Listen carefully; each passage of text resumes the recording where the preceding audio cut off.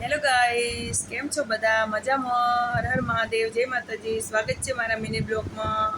આશા કરું છું કે બધા મજામાં જ હશો. જો મમ્મીના ઘરેથી આવી ગયા છે કાલે, નાહી ધોઈને મસ્ત ફ્રેશ થઈ ગયા છે, જમી પણ લીધું છે. પ્રિયંકના પપ્પા જમીને ગયા કંપનીમાં અને પ્રિયંક પણ સ્કૂલથી આવી ગયો છે.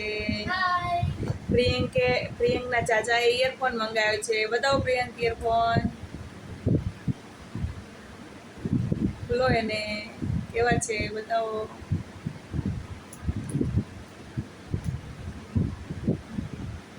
શું થયું? બોલ, કેટલી વાર? આટલી વાર ખોલતા? ચાલે એમને બતાવી દે બોક્સ.